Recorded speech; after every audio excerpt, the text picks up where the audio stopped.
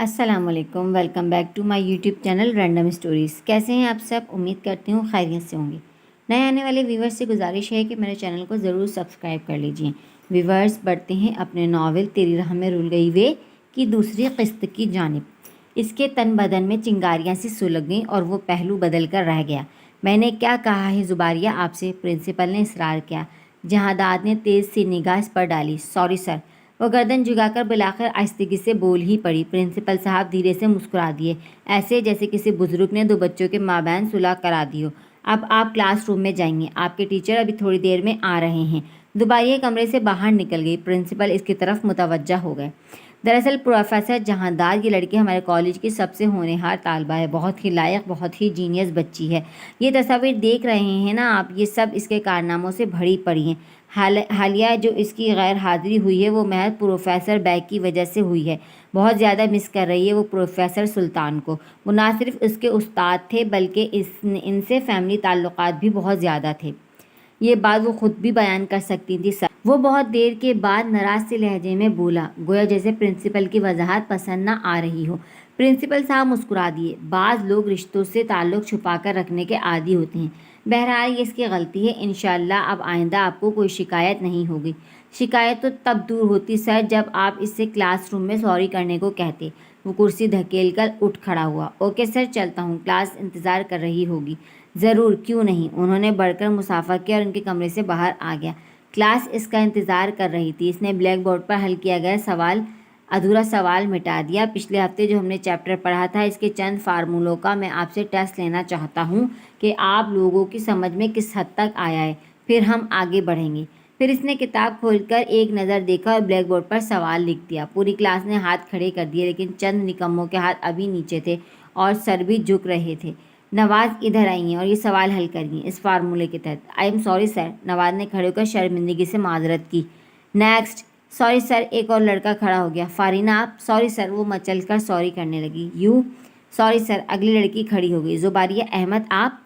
اسے 100% امید تھی کہ وہ بھی اٹھ کر یہی کہے گی، سوری سر، لیکن وہ بڑی احتیاط سے اٹھی، اس کے قریب آئی، پھر چاک اٹھایا اور سوال حل کرنے لگی۔ چونکہ اس نے اپنے قد کی مناسبت سے سوال بہت اونچائی پر لکھا تھا، اس لیے زباریہ کو پنجوں پر زور دے کر سوال کے قریب سے ہی جواب شروع کرنا پڑا۔ وہ ایک طرف کھڑا ہو گیا اور اس کی کارکردگی چیک کرنے لگا۔ وہ بڑی تیزی سے سوال حل کر رہی تھی۔ جہاداد کی نگاہیں اس کے سراپے سے الجھ گئیں۔ بلیک ہائی نیک پہ dark brown jacket, black pant اور بلیک ہی ڈارک کارلوس کا جوتا، شولڈر براؤن کٹ، بالوں کو پونی پر اور برائے نام شانے پر جھولتا کالا اسکارف۔ عجیب مردانہ وضع کا حلیہ تھا۔ اس نے 3 منٹ میں سوال حل کر کے سر کی طرف دیکھا۔ اینی کوسچن سر؟ سوال میں بلا کا اعتماد تھا۔ جہاداد اس کی ذہانت سے متاثر نظر آنے لگا، لیکن اس نے ذہانت کا اعتراف کرنے میں بخل سے کام لیا۔ بیٹھ جائیے پلیز۔ وہ ہاتھ جھاڑتے ہوئے اپنی نشست کی طرف بڑھ گیا۔ باقی لڑکے لڑکیاں بھی بیٹھ جائیں۔ وہ نیا چیپٹر کھول کر سمجھانے لگا۔ زباریہ دل ہی دل میں اس کی ناکام سازش پر ہنس رہی تھی۔ بہت ساری گاڑیوں کے درمیان اس نے اپنی موٹر بائیک نکالی اور اسے سیدھے رخ کھڑی کر کے سٹارٹ کرنے لگا۔ اسی لمحے زوں زوں کی پاٹدار آواز اس سے انتہائی قریب سے آئی اور کھٹ سے ہونڈا CD70 موٹر بائیک اس کے ساتھ آ کھڑی ہو گئی۔ اس نے چونک کر گردن موڑی اور پھر گونگ رہ گیا۔ کالے اسکارف کو چہرے اور سر پر لپیٹے، آنکھوں پر سن گلاسز چڑھائے، وہ بڑے اعتماد سے اسکیلیٹر اور کلچ مٹھیوں میں دبائے بیٹھی تھی۔ پھر ایک پاؤں زمین پر ٹکا کر اس نے چشمہ اتارا، اعتماد سے بولی، چلیں سر۔ اس کی آنکھوں میں بے پناہ چیلنج تھا۔ جہاداد نے حیرت سے نہ سمجھنے والے انداز میں اس کی طرف دیکھا تو تھوڑا سا مسکرائی۔ مجھے ہر وقت حالت جنگ میں رہنا اچھا لگتا ہے۔ جہاداد نے ایک بار پھر نہ سمجھنے والے انداز میں اس کی طرف دیکھا۔ حیرت کی بات ہے سر، آپ کو یاد ہی نہیں آپ نے کیا کہا تھا کہ آئندہ اگر میرا شرط لگانے کو جی چاہے تو میں اس سواری کا انتخاب کروں جس پر میرا حریف سوار ہو۔ مگر افسوس کہ مجھے بائک چلانا نہیں آتی تھی۔ میں پچھلے 14 دن تک اس لیے کالج میں حاضر نہیں ہو سکی کہ میں بائک چلانا سیکھ رہی تھی۔ امید ہے اب آپ کو ہار کر شرمندگی نہیں ہوگی۔ اس نے پھر سن گلاسز آنکھوں پر چڑھا لیے۔ جہاداد نے اس کے چہرے پر پہلی بار عمیق نگاہ ڈالی اور ہر نقش اپنی جگہ پہ بے حد متوازن اور دلکش تھا۔ اس کا جارحانہ انداز اور حلیہ کس قدر متضاد تھا بنسبت چہرے کے۔ لگتا ہی نہ تھا کہ اس نازک وجود میں ایسے عزائم بھی ہوں گے۔ حالانکہ پہلی بار جب اس نے اسے دیکھا تھا تو وہ روتی ہوئی بہت بے حد دلچسپ لگی تھی۔ وہ سوچ بھی نہیں سکتا تھا یہ روتی ہوئی لڑکی محض روتی نہیں لڑتی بھی ہوگی۔ اتنی سی لڑکی اور اس سے مقابلہ کر رہی تھی۔ نادانی کی انتہائی تو تھی، نہ چاہتے ہوئے بھی اس کے چہرے پر تمسخر پھیل گیا۔ اس نے چہرہ بالکل سیدھا کر لیا اور سامنے دیکھتے ہوئے بولا، میں خواتین سے مقابلہ نہیں کرتا، اس لیے یہی کہوں گا، لیڈیز فرسٹ پلیز۔ اس نے تھوڑی سی بائک پیچھے کی۔ اس کے انداز پر زباریہ تلملا گئی۔ مقابلہ کرتے ہوئے میں جنس کا احساس نہیں کرتی سر، وہ چٹک کر بولی۔ لیکن مردوں کو کرنا پڑتا ہے، وہ مسکرایا، کیونکہ انہیں خواتین کو ہرا کر بھی شرمندگی ہوتی ہے اور جیت کر بھی۔ اس کے ساتھ ہی اس نے اپنی بائک کا رخ مخالف سمت کر لیا، یعنی جس طرح اس کی پیٹھ تھی۔ دھیان سے گھر جائیے گا، 14 دن کی پریکٹس اتنی زیادہ بھی نہیں ہوتی۔ وہ زن سے اپنی بائک اڑا لے گیا۔ زباریہ پہ دھول کے مرغوبوں میں اس کے وجود کو مدغم ہوتا دیکھتی رہ گئی۔ صاحب، یہ آج کی ڈاک ہے۔ صفدر نے مختلف رنگوں کے لفافے اس کے سامنے رکھے۔ جہانداد نے جیب سے لائٹر نکالا اور ان لفافوں کو نظر آتش کرنے لگا۔ اسے پتا تھا کہ یہ کالج کی بیوقوف لڑکیوں کے خط ہوں گے جن میں اس کی بے پناہ تعریفیں کی گئی ہوں گی۔ صاحب، یہ آپ کیا کر رہے ہیں؟ اس میں بجلی کا بل بھی ہے اور اماں جان کا خط بھی ہے۔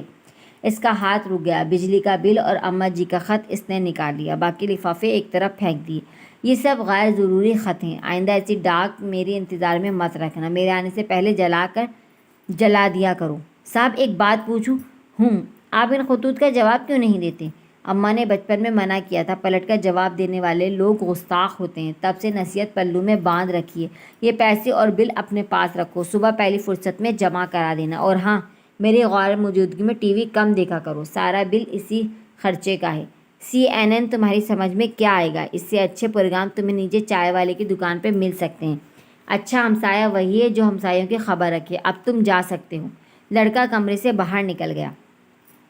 عجیب مولانا مزاج آدمی ہے جہانداد بھی، دینے پہ آئے تو لاکھ لٹا دے، حساب رکھے تو سوئیاں گننے لگتے ہیں۔ اماں جی کا خط کھولنے سے پہلے اس نے سگریٹ بجھا دیا، پھر بڑے احترام اور تقدس سے خط کھولا۔ صفحہ کرتاس پہ لفظوں کے موتی بکھرے پڑے تھے، یہ یقیناً زہرا کی لکھائی تھی۔ سارے پنڈ کی عورتیں اس سے خط لکھواتی تھیں اور وہ بڑے شوق سے یہ کام کرتی تھی۔ وہ کتنی حیرانی سے اسے دیکھتا رہتا تھا اور پھر کیسے کیسے نئے نئے سوال کرتا تھا اس سے۔ یہ خط کیا ہوتا ہے بھرجائی؟ وہ اس کے پہلو سے چپک کر بیٹھا تھا۔ وہ اس کے سوال پر ہنس پڑی۔ ایک پیغام ہوتا ہے، جب کوئی پیارا کسی سے دور چلا جاتا ہے تو اسے اپنی خیریت کے لفظ لکھ کر بھیجتے ہیں اور وہ خط بن جاتا ہے۔ کیا ہر دور چلے جانے والے کو خط بھیجا جا سکتا ہے؟ وہ معصومیت سے اس کی طرف دیکھنے لگا۔ زہرا کی آنکھیں پانیوں سے بھر گئیں۔ جو لوگ واپس آنے کا کہہ کر جاتے ہیں صرف پردیسی ہوتے ہیں جو کبھی نہ آنے کے لیے چلے جائیں، ان کے پاس خط نہیں جاتے، وہ ہمیں اپنے پاس بلا لیتے ہیں۔ وہ اس کی طرف دیکھتا رہتا۔ اس کی بات سے وہ اداس ہو گئی تھی۔ اس نے بات بدل دی۔ تمہاری لکھائی بہت اچھی ہے بھرجائی۔ اچھا؟ وہ آنسو صاف کر کے ہنس پڑی۔ تم سب کو خط لکھتی ہو، مجھے بھی خط لکھا کرو گی؟ تو میرے پاس ہے، خط تو پردیسیوں کو لکھے جاتے ہیں، ایک دن میں بھی پردیسی بن جاؤں گا، تب تو خط لکھو گی نا؟ تب نہیں لکھوں گی، وہ شرارت سے مسکرائی۔ کیوں؟ کیونکہ تب تک تو اتنا پڑھ لکھ جائے گا کہ تجھے میری لکھائی بھی بری لگنے لگے گی۔ اچھا؟ وہ اداس ہو گیا۔ میں زیادہ نہیں پڑھوں گا، جب مجھے خط لکھنا آ جائے گا میں پڑھائی چھوڑ دوں گا۔ اچھا، وعدہ؟ وہ ہنس پڑی۔ وعدہ؟ اس نے جوش سے کہا۔ صاحب جی، یہ دودھ۔ صفدر کی آواز پہ وہ چونک پڑا۔ رکھ دو، اس نے آہستگی سے کہا۔ صفدر دودھ رکھ کر چلا گیا۔ جہانداد نے خط طے کر کے میز پر رکھ دیا۔ نوکری مل جانے پہ اماں جی نے ڈھیروں مبارکباد دی تھی، بار بار کھانے پینے کی تلقین کی تھی، لیکن زہرا نے اپنی طرف سے ایک جملہ بھی نہیں لکھا تھا، بس اتنا لکھا تھا کہ سگریٹ کم پینا۔ وہ مسکرا دیا اور سگریٹ جیب سے نکال کر سلگانے لگا۔ دھوئیں کے مرغولے سے ماضی کے گرداب میں دھکیلنے لگے۔ میرے بیٹے نے آج پوری 14 کلاس پاس کر لی ہیں، پورے پنڈ میں دیکھنا مٹھائی بانٹوں گی۔ ماں جی کا خوشی سے برا حال تھا۔ زہرا بڑے سے مٹکے میں مردانی ڈالے مکھن نکال رہی تھی۔ ماں جی کی بات سن کر مردانی روک لی۔ سارے پنڈ والے تھو تھو کریں گے۔ وہ جھک کر نل سے ہاتھ دھو رہا تھا، اسی کیفیت میں اس کی طرف دیکھنے لگا۔ کیوں تھو تھو کریں گے؟ ماں جی کو غصہ آ گیا۔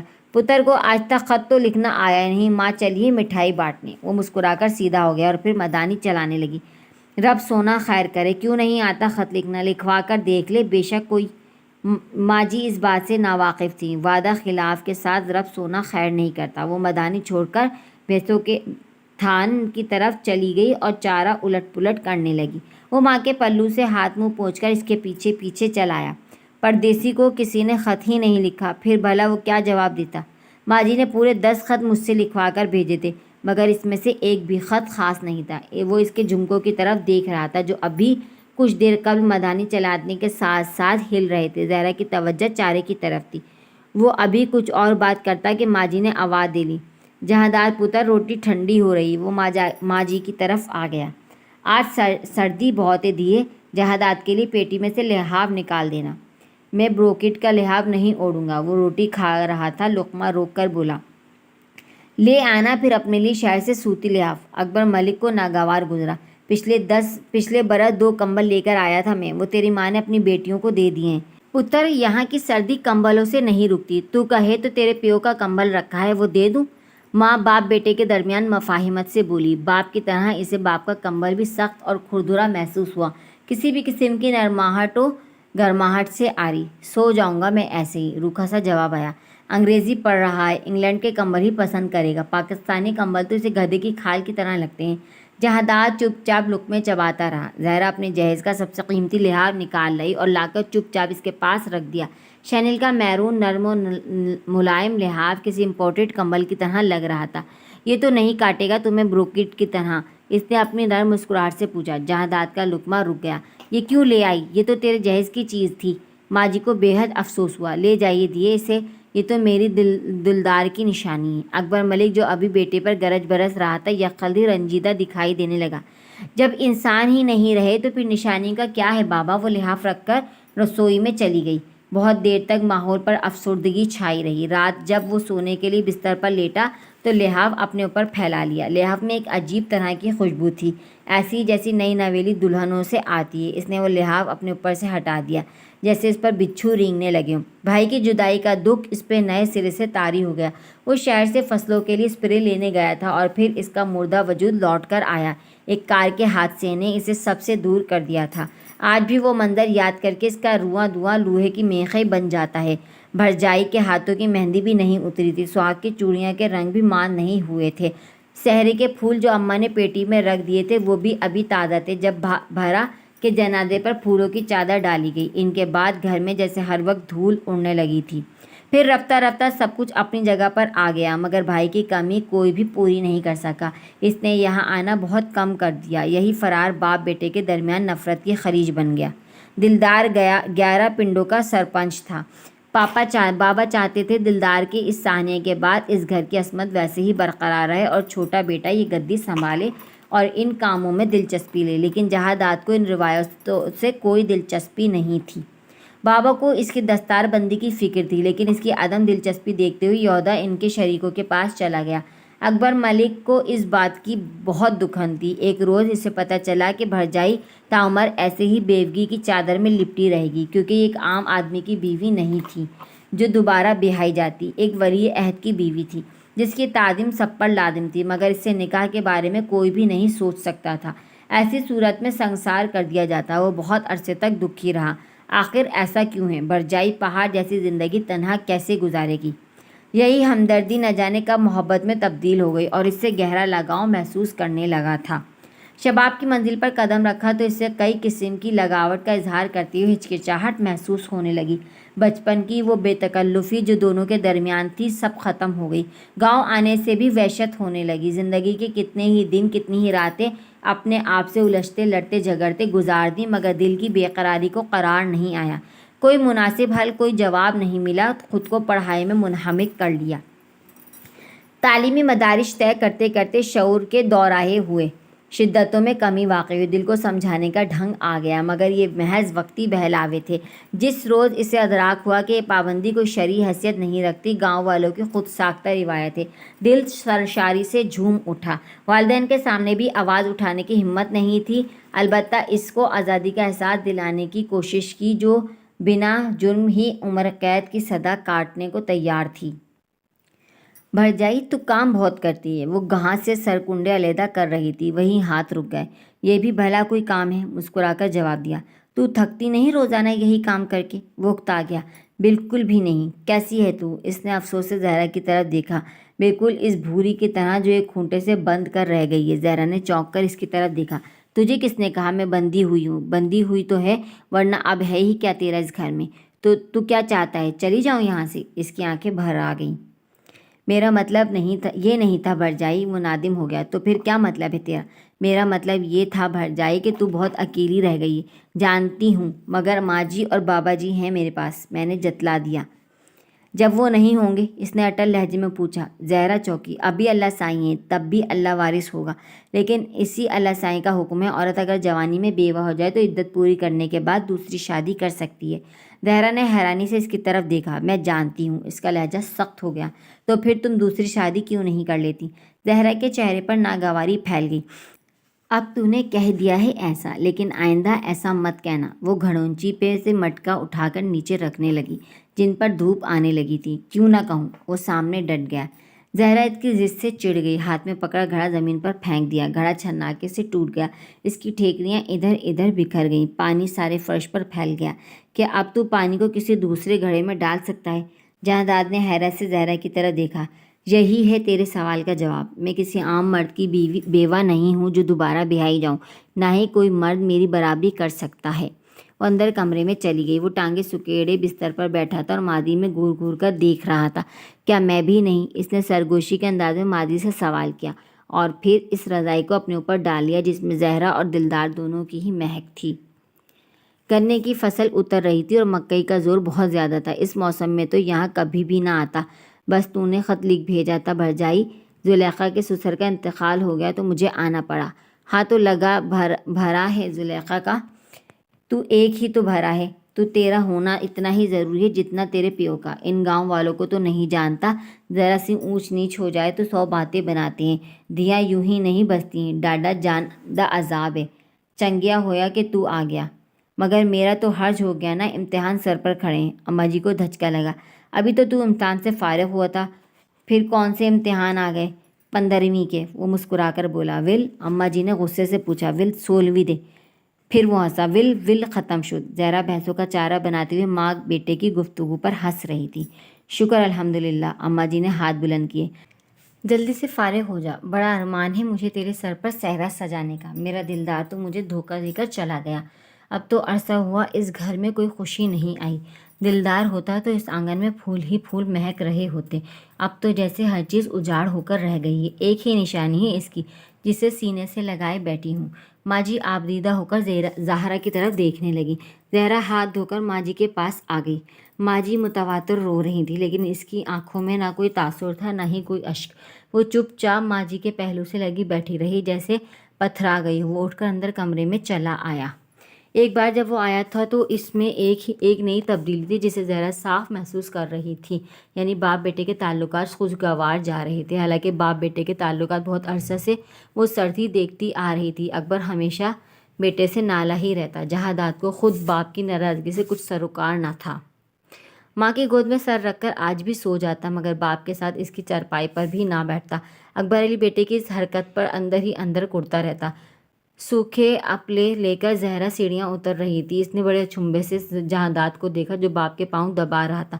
اکبر علی لیٹا ہوا حقہ گڑگڑا رہا تھا، ساتھ ساتھ کوئی قصہ بھی سناتا جا رہا تھا جسے جہانداد بہت خوش ہو کر سن رہا تھا۔ حالانکہ وہ کبھی باپ کی کسی بات پر خوش نہیں ہوتا تھا۔ زہرا کے چہرے پر معنی خیز تبسم بکھر گیا۔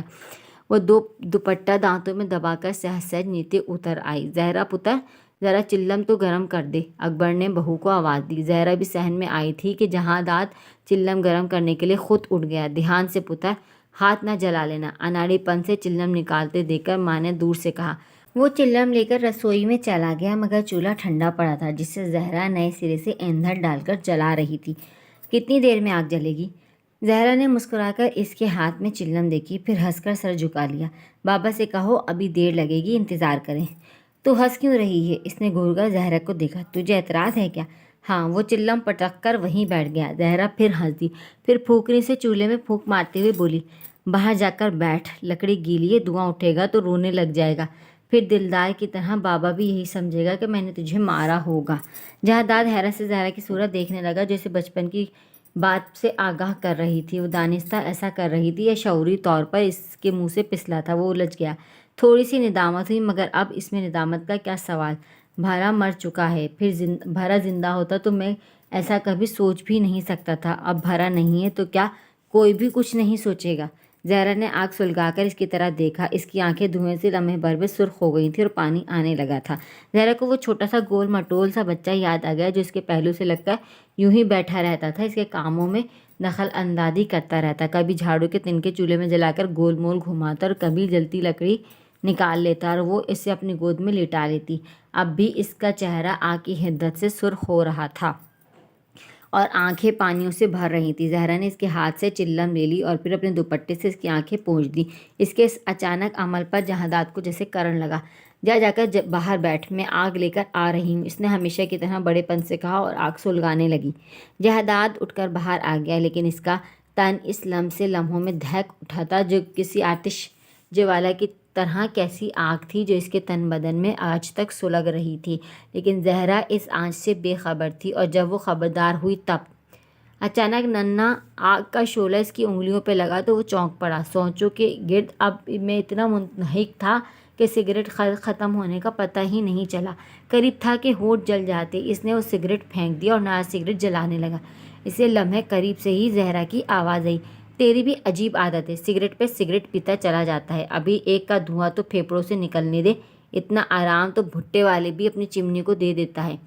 وہ ماچس کی تیلی بجھاتے ہوئے ہنس پڑا، پھر ایک گہرا کش لگایا اور بہت سا دھواں فضا میں چھوڑ دیا۔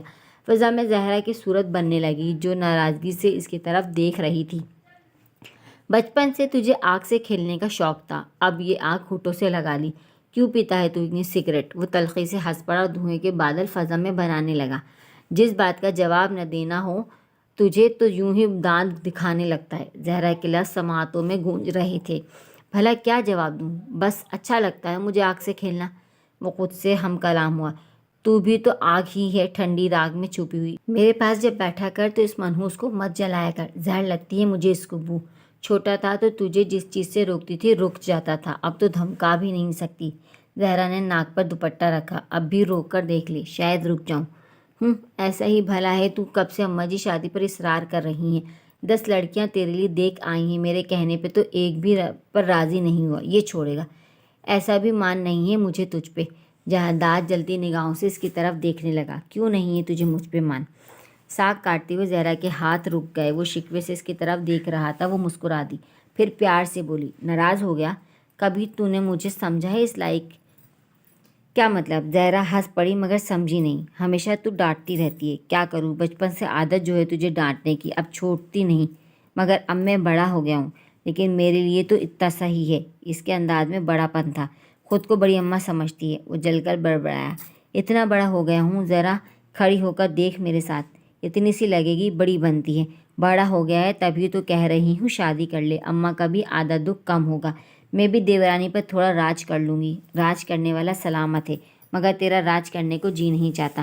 کام کرتے کرتے زہرا کے ہاتھ رک گئے، وہ مٹھیوں میں ساکھ پکڑے بیٹھا تھا، ایسے جیسے اپنی ہی بات پر اس کا سر جھک گیا ہو۔ زہرا نے اس کے معصوم چہرے پر نگاہ ڈالی اور کچھ بھی اندازہ نہ لگا سکی۔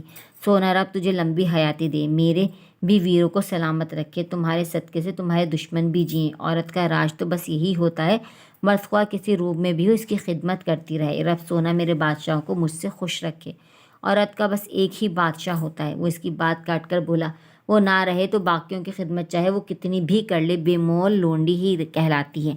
وہ ساکھ کی چوٹی سنوارا ہوا ساکھ پٹک کر وہاں سے اٹھ گیا۔ زہرا حیرانی سے اسے دیکھتی رہی، اس کی بات نے اسے بری طرح چونکا دیا تھا۔ اس کی بات سے گہرا دکھ ہوا، نہ جانے وہ کیا جتانا چاہتا تھا، سمجھ نہیں پائی، اور دو روز تک اس سے نہیں بولی۔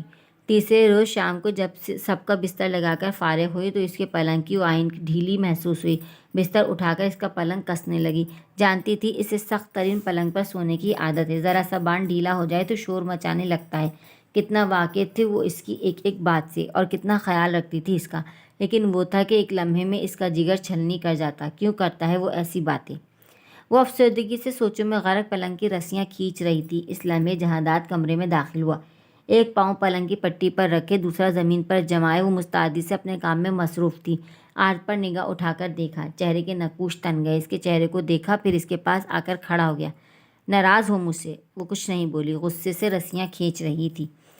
جہادات نے اس کا ہاتھ پکڑ لیا، یہ پلنگ ایک جاٹ کا ہے، جو اس پہ سوتا ہی نہیں دنگل بھی مچاتا ہے، یہ نازک ہاتھ بھلا اسے کب تک کسیں گے؟ زہرا نے تحیر سے اس کی طرف دیکھا، جہاں ننھا معصوم بچہ نہیں تھا، اونچا لمبا چوڑا مکمل مرد مد مقابل کھڑا تھا۔ اس کے دیکھنے کا انداز، کلائی پکڑنے کی جرأت، لفظوں کا ہیر پھیر، زہرا لمحوں میں اس ننھے معصوم بچے کی جوان ہوتی امنگوں سے واقف ہو گئی۔ تنگ کر کلائی چھڑائی۔ اس کے سابقہ باتوں کا مفہوم اب سمجھ میں آیا تھا۔ اس جاٹ کو انہی نازک ہاتھوں نے اپنی گود میں پالا پوسا ہے، جوان کیا ہے۔ نہ جانے اس نے کیا جتانے کی کوشش کی تھی۔ جہاندار سکون سے اس کے مشتعل ہوتے چہرے اور نگاہوں کی طرف دیکھتا رہا۔ زہرا بھڑک گئی۔ اس کے انداز میں کسی بھی قسم کی ندامت و شرمندگی نہیں تھی۔ انگریزی تعلیم نے تجھے یہ ادب سکھلایا ہے؟ اس کی رگوں میں خون لاوے کی طرح دوڑنے لگا۔ ماں جیسی ہوں میں تیری، سنا تو نے؟ وہ سینے پہ ہاتھ باندھے بقدر دلچسپی سے اسے دیکھ رہا تھا۔ اتنا سا تھا تو اتنا سا۔ اس نے زمین کی طرف ہتھیلی کی۔ جب میں اس گھر میں آئی، آج تو میری طرف اس نگاہ سے دیکھے گا جبکہ میں نے تجھے ہمیشہ اپنی اولاد کی طرح۔ جہاندار نے تل ملا کر اس کی بات کاٹ دی۔ اتنا سا نہیں تھا۔ میں 8 سال کا تھا اور تو 16 سال کی بھی آ کر اس گھر میں آئی تھی۔ صرف 8 سال کا ہی فرق ہے تیری اور میری عمر میں۔ زہرا متحوش سے اسے دیکھتی رہی، پھر بہت دیر کے بعد بولی۔ ویورز، آج کے لیے اتنا ہی۔ ملتے ہیں کل اس ناول کی تیسری قسط کے ساتھ۔ ناول آپ کو کیسا لگ رہا ہے؟ کمنٹ باکس میں اپنی رائے کا اظہار ضرور کیجیے گا۔ اپنا بہت سارا خیال رکھیں گا۔ اللہ حافظ۔